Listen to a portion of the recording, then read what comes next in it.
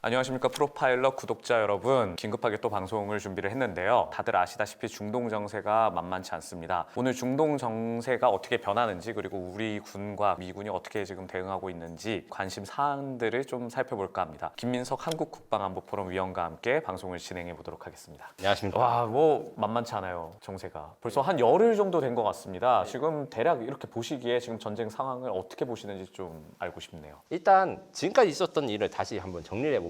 공격이 2월 28일에 처음 시작되고 지금 녹화 날짜 기준으로 3월 10일까지 계속된 폭격으로 최대 1회 1000회 이상의 폭격 비행을 이란에 대해서 미국과 이스라엘이 진행했는데, 이에 대항해서 이란이 미국은 공격할 수 없으니까 주변 국가, 특히 미국의 기지가 있는 국가들에 대해서 집중 타격을 실시해서 쿠웨이트, 사우디아라비아, 아랍에미레이트, 카타르 등의 국가들이 드론과 미사일 집중 공격을 받았습니다. 이게 지금 현재 12차 되는 거고, 이 와중에 트럼프가 이 녹화 시점에 굉장히 특이한 발언을 했어요. 미국 시간으로 3월 9일 플로리다주 공화당 행사 기자회견에서 지금 전쟁 상황에 대한 평가와 그리고 앞으로의 예정에 대한 이야기를 했는데, 이걸 듣고 이렇게 되겠구나 예상이 돼야 되는데 들으니까 또 말을 알 수가 없어요. 어떤 부분이 제일 알 수 없었나요? 첫 번째 발언, 이란의 원유 공급을 차단하려는 시도를 할 시 지금보다 20배 더 강력한 타격을 하겠다 해서 확전 의지랑 강력한 공격 의지를 내보였습니다. 이거는 지금도 폭격을 많이 하고 있는데 앞으로 더 폭격을 많이 해서 이란을 전쟁 수행 능력을 완전히 없애버리겠다, 이런 경고성 발언이 있었는데, 같은 기자회견에서 또 어떤 이야기가 나왔냐, 이란 전쟁이 곧 끝날 것이다. 그래서 미국이 5,000개 이상을 목표물을 타격해서 이란 함정 51척을 격침하고 이란의 미사일 능력이 지금 10% 이하로 떨어져 있다. 전쟁은 짧은 외출이면서 매우 빨리 끝낼 거라고 했습니다. 기자님, 이 말이 이해되세요? 약간 이렇게는 이해해 볼 수 있을 것 같습니다. 트럼프가 이 전쟁을 더 많이 해서 결국에 빨리 끝내겠다는 의지를 표현한 거 아닌가. 그런데 저는 사실 생각한 게 공격을 안 해야지 공격이 줄어들고 이렇게 생각을 하는데, 외국 언론들도 마찬가지로 저같이 말하는 사람이 있고 기자님 같이 말하시는 분들이 있어요. 무슨 이야기냐면 트럼프가 강력하게 공격을 해가지고 전쟁을 조기 종결시키겠다 의지를 확인한 것 때문에 모순이 없다, 이런 주장도 있는 반면, 트럼프가 추구 전략을 모색하는 와중에도 자기가 약해 보이지 않으려고 공격을 더 하겠다, 이게에서 정렬되지 않았고, 이것은 곧 미국이 현재 전쟁 수행 능력에 대해서 명확한 청사진, 그러니까 목표 꼴을 만들고 있지 않은 것인가 하는 비판 기사도 존재하는 것입니다. 궁금한 게, 그러면 중동 전쟁만 불타오르는 게 아니라 우리 지갑도 불타오르고 있습니다. 유가가 함께 타오르고 있는데요. 학자들은 현재 유가 상승으로 인해서 미군의 뭐 전쟁 여부를 좀 판가름하는 것 같아요. 솔직히 보시기에는 좀 어떻게 보십니까? 저는 그게 상식적인데 우리가 트럼프를 상식적인 관점에서 봐야 되는가, 저는 요거가 좀 그렇거든요. 기본적으로 이제 미국 정치에 대한 원리가 있습니다. 유가가 상승하거나 아니면 전쟁에서 희생자가 많아지면 인기가 떨어지니까 전쟁이 종결됐다. 뭐 지금까지 예나 부시의 이라크 전쟁 뭐 이런 것들이 다 같은 건데, 트럼프는 과연 그렇게 생각하고 있을까? 비관적인 전망을 내놓자면 트럼프가 전쟁을 지속하는 것이 트럼프의 인기에 큰 영향을 주지 않을 수도 있다. 왜냐하면 지상군을 투입하지 않는 한 미국의 인명피해, 이게 제일 민감하거든요. 이게 일단 일어날 가능성이 적고, 유가가 올라간다 해도 사실 경기 침체랑 해가지고 트럼프가 변명을 할 수도 있고, 아니면 전쟁을 더 끌어가지고 중간 선거를 연기시키거나 이런 가능성 전 있다고 봅니다. 지금 그런 뭐 가능성들이 굉장히 내포돼 있는데요. 그 와중에 또 이란의 또 차기 지도자가 세워졌어요. 어떻게 보면 하메네이의 차남이 지금 뭐 승계를 한 거나 마찬가지로 보고 있는데, 전쟁에 어떤 판도에 영향을 좀 미칠지 좀 궁금한데요. 커뮤니티에서 본 밈 이미지라는 거에서 저는 그게 좀 인상적이었는데, 미국은 이란 지도자를 없애기 위해서 정보를 수집하고 폭격 계획을 수집하고 엄청 바쁜데, 이란은 지도자는 새로 뽑으면 그만이 하면서 발가락으로 딸깍거리는 그 사진이 있거든요. 이게 물론 웃자고 하는 소리인데, 저는 사실 지금 상황을 좀 풍자적이지만 핵심을 찌르는 거 아닌가 싶습니다. 왜냐면 일단 모주타바 하메네이에 대해서 일단 설명을 먼저 드리면, 하메네이 아들이고 원래 이란은 북한과 달리 세습 체제가 아닙니다. 지금 처음 세습이 되는 거예요. 그래서 살아있을 때는 하메네이의 승계를 반대했다, 그러니까 아들의 승계를 반대했다, 이런 여론도 많고 정확한 내용은 없으나 외신들의 발표에 의하면 혁명수비대가 지금 이란의 권력을 꽉 잡고 있는데, 그 차기 지도자를 선출한 모임이나 이런 회의에서 혁명수비대가 자신들이랑 친한 모주타바 하메네이를 옹립하라고 그 위원들한테 압력을 가했다는 소식이 있어요. 이 말인즉슨 뭐냐, 초강경파를 임명하고 항전 의지를 내보이겠다 이거고, 아버지보다 훨씬 더 강경하고 이제 좀 극단적이라고 이야기를 하고 있더라고요. 그렇기 때문에 하메네이, 모지타바 하메네이가 장기 생존만 가능하다면 사실 이란의 항전, 그러니까 반격이 장기전으로 지속되거나 아니면 더 심해지거나 극단적인 행동을 할 거를 부정할 수 없습니다. 물론 미국도 이걸 알아서 트럼프가 대놓고 모지타바 하메네이는 내가 원하는 지도자가 아니다 이렇게 말도 이미 했어요. 그래서 만약에 하메네이가, 모지타바 하메네이가 그래서 바로 죽었다고 해도 이란이 그러면 이 사람도 죽었으니까 뭐 베네수엘라처럼 순순히 그걸 내줄 것인가? 그것이 아닐 거고, 또 다른 극단적인 새로운 지도자를 뽑을 가능성이 사실은 지금까지 많습니다. 어쨌든 누가 되든지 간에 전쟁의 장기화를 막을 수 없을 수도 있겠네요. 지금 굉장히 어쨌든 급박하게 돌아가고 있는데, 저도 뭐 10일 전쯤에 전쟁 발발 소식을 듣고 제일 먼저 우려했던 건 결국에는 주한미군의 변화를 예상을 했었어요. 근데 아닌 게 아니라 지금 그런 부분들이 조금씩 나오고 있습니다. 대통령께서도 의미심장한 얘기를 하셨는데, 자, 어떻게 좀 보고 계시는지 좀 알고 싶습니다. 국방부의 공식 입장은 한미연합 자산이라든가 연합 방위 능력이 저해되지는 않았다라고 발표를 하시더라고요. 요거랑 별개로 오산기지에서 갤럭시 수송기가 와서 무슨 장비를 싣고 날려갔다, 많은 기타 뭐 패트리어트를 싣고 갔다 이런 말도 있고, 주한미군에 배치된 정밀 유도탄약 1000여 발을 긴급 회수했다는 외신 보도도 있습니다. 그러다가 오늘 아침 제가 워싱턴 포스트를 보니까 한국 성주에 있는 사드를 지금 중동으로 긴급 배치해서 옮겨가는 중이다 이렇게 말하고 있어요. 기술적으로 봤을 때 사드는 물론 크고 굉장히 비싼 거지만 이게 시어터 방어, 그러니까 전구 방어거든요. 이게 무슨 말이냐면 완전히 야전에서 막 5분 만에 설치하고 해체할 수 있는 그런 무기는 아닌데, 한 1, 2일 정도는 충분하게 설치를 했다가 재설치를 하고 이동이 가능한 무기체계란 말이에요. 그런데 무슨 일이 있었냐?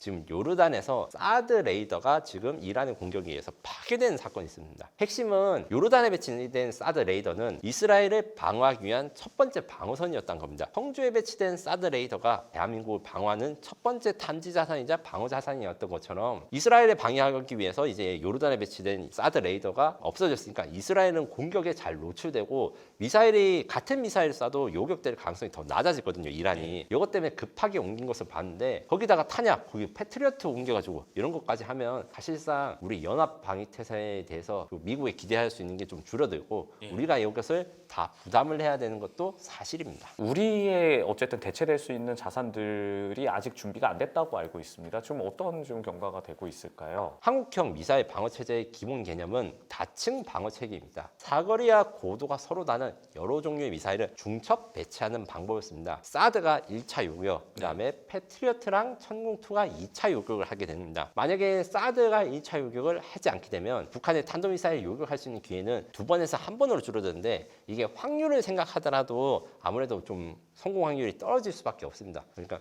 95%짜리 요격 확률이라 해도 한 번 요격할 수 있는 거랑 2번 요격할 수 있는 거랑 실제로 막아내는 양이 다르거든요. 이걸 생각하면 사드가 지금 공백이 생긴다는 거는 굉장히 문제가 되는데, 그럼 대책이 있냐? 천궁2보다 더 사거리가 길고 요격 고도가 높은 LSM이 현재 개발이 마무리 단계이고 곧 실전 배치를 준비하고 있습니다. 이 LSM이 실전 배치가 되면 사드의 공백을 상당 부분 메울 수가 있는데, 다만 두 가지 단점이 있습니다. 가장 큰 단점이 아직 시전 배치가 안 돼 있다. 빨리 이제 생산해서 우리 군이 좀 전력화를 해야 된다. 이게 있고, 두 번째로 LSM과 사드를 비교했을 때 사실은 사드가 더 성능이 좋긴 해요. 우리가 이제 진짜 사드급의 성능을 낼 수 있는 거는 개발이 완료된 LSM 말고 LSM 후속으로 LSM2가 있습니다. LSM2가 완성되면 우리가 진정한 한국형 사드를 갖게 되는 거고, LSM도 사드보다는 약간 요격 고도 이런 것들에서는 약간 열세인 부분이 있기 때문에 완벽하게 우리가 사드를 대체하기는 어렵고, 그나마 이제 숫자를 좀 늘리면 사드는 한 개 포대밖에 없었지만 LSM은 여러 포대를 사용하기 때문에 그걸 상쇄할 수 있는 겁니다. 결론적으로는 LSM의 전력화 배치를 빠르게 해야지만 우리나라가 스스로 지킬 능력이 있어야 된다. 이게 달성될 것 같습니다. 뭐 LSM 얘기도 잘 들어봤는데요. 개전 이후부터의 상황을 다시 한번 좀 짚어보려고 합니다. 자, 먼저 일단 개전 초기에는 압도적이었어요. 굉장히 화력을 내뿜으면서 초반 승권을 완전히 잡아냈거든요, 미국이. B2 스텔스가 출격을 했고 F-22가 전면에 나서면서 엄청난 화력을 좀 펼쳤습니다. 좀 어떻게 보셨어요, 이 부분을? 작년에 이미 미국이 B2 폭격기를 사용해가지고 이란의 핵시설을 타격하고, 이란과 이스라엘이 12일 동안 서로 미사일과 폭격을 주고받은 전쟁이 있었습니다. 그때랑 비교했을 때 일단 폭격의 양과 밀도가 달라졌습니다. 그때는 핵시설 제거라는 아주 국제적인 목표를 위해서 사용된 반면에 이번 전쟁은 이란의 전쟁 수행 능력 자체를 없애버린 거기 때문에 첫날만 해도 이제 1000회, 그래서 트럼프 대통령 말에 의하면 지금까지 10일 동안 5000개의 표적을 파괴했다. 작년의 폭격보다 거의 밀도가 1.5배 이상 높아졌다. 하루에 폭격할 수 있는 양이 이렇게 늘어난다고 생각하시면 되고, 여기에 사용됐던 게 B-21, F-35 그리고 토마호크입니다. 이 중에서 토마호크 같은 경우에는 사실 전쟁이 났을 때 단골 손님입니다. 그냥 폭격을 하면 아무래도 조종사가 격추당할 위험도 있고 이랬으니까 토마호크 미사일로 가장 처음에 공격을 한 게 미국의 약간 상식적인 전쟁 절차라고 할 수 있는데, 이번에 신형 토마호크, 일명 블랙 토마호크라는 게 공개되었습니다. 기존 미사일과 좀 다른 디자인과 까만색 도장을 한 게 아마 스텔스 기능을 추가한 신형 버전을 갑자기 공개한 것을 알 수 있고, 그리고 B2 폭격기 같은 경우에는 작년과 달리 다른 점은 B2 스텔스 폭격기만 동원된 게 아니라 F-35 전투기, 그러니까 스텔스 무기들이 먼저 적을 방공망을 파괴하고 난 다음에 그 다음에 이제 적이 방공망이 파괴됐을 때 비스텔스 무기인 F-15, F-16 그리고 B-1B 폭격기와 B-52 폭격기, 미국이 가진 모든 폭격기와 전술기들이 다 투입됐다는 것이죠. 이것이 지난 전쟁과의 차이점이라고 할 수 있습니다. 자, 그러면 좀 새로운 무기 체계 또 발현할 수 있는 장이 됐다고도 평가를 받을 수 있는데요. 또 다른 무기들도 이번에 좀 실전에서 쓰였다는 얘기가 있는데 혹시 아시는 거 있으시면은? 저는 이제 눈에 보이는 거 한 가지, 그리고 눈에 보이지 않는 거 한 가지, 이렇게 두 가지를 시청자 여러분한테 소개해드리고 싶은데, 첫 번째는 루카스입니다. 루카스가 뭐냐면 쉽게 말해서 이란의 사이드의 짝퉁입니다. 미국이 짝퉁을 만들었죠. 우크라이나 러시아 전쟁에서 정말 위력을 떨친 드론이 바로 샤이드 136이라는 이란산 드론이었습니다. 이게 엄청나게 좋은 성능을 가진 건 아닌데 워낙 싸게 많이 만들고, 근데 싸고 많이 만들 수 있음에도 사거리가 2000km가 되기 때문에 장거리 공격을 아주 저렴하게 할 수 있어서 방어하는 입장에서는 굉장히 어렵거든요. 미국이 이걸 보고 연구를 해서 우리도 똑같이 싸고 대량으로 공격할 수 있는 무인 드론을 만들자 해서 만든 게 이제 루카스고, 근데 미국이 또 미국 아니겠습니까? 과정에서 또 미국이 자랑한 기술들이 들어갔는데, 루카스는 구조는 간단하고 보기는 것도 뭐 종이 비행기 같이 생겼어요. 삼각형 같이 단순한데 거기에 미국의 첨단 기술 스타링크가 들어가 있습니다. 계란2라든가 샤이드 같은 거는 정해진 표적에만 공격하고 있는데 스타링크로 통신이 가능하니까 1번기는 조기로 가고 3번기는 조기로 가고 실시간 지휘 통제가 가능할 뿐만 아니라 최종 시점에서는 AI를 사용해 가지고 자동으로 표적을 인식하는 이런 것들이 적용돼서 작고 가볍고 싸지만 첨단 기술이 들어갔다, 이렇게 정리할 수 있고요.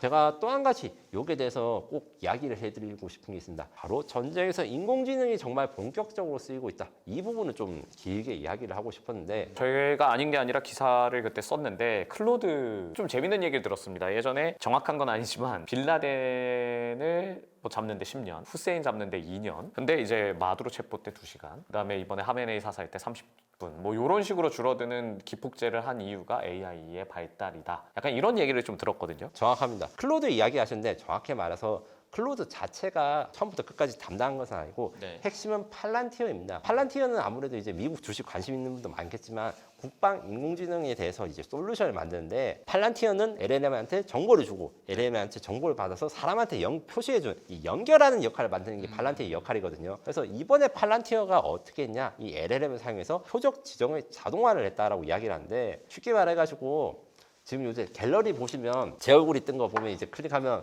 내 얼굴이 보이는 사진들 자동으로 모아줍니다. 이게 군사작전에서 쓰이면 어떻게 되느냐, 말씀하신 대로 표적이 이가 진짠가 가짠가 확인을 하고 정하는데 아주 빠르게 될 수 있는 것이죠. 이것이 전쟁을 앞으로 영원히 바꿔버릴 것인가? 그렇긴 그런데 아직은 사실 미국만 있을 수 있습니다. 왜냐하면 AI가 아무리 좋아도 데이터가 없으면 아무 결정을 못 하는데, 수많은 정찰 자산과 스파이 정보들을 모아서 데이터를 엄청 쌓은 다음에 그것을 AI한테 물어보고 답변을 할 수 있습니다. 그래서 앞으로의 전쟁은 사실 AI 전쟁이라고 하지만 사실 더 정확히 말하면 데이터를 얼마나 많이 모으는가, 국방 데이터 구축이 정말 중요한데 우리나라는 LLM은 좀 그래도 꽤 만들고 있는데 정보를 모으는 게 너무 어렵기 때문에 이번 사건을 보고 좀 발전해야 된다, 이 말씀을 좀 드리고 싶습니다. 결국엔 적지부를 빠르게 색출해가지고 적지부 붕괴와 무력화가 이뤄지면 전쟁을 유리한 국면으로 가져가는 건 맞는 것 같은데, 근데 약간 이란 같은 경우에는 이제 지도부가 붕괴돼도 이런 식으로 저항을 할 수 있단 말이죠.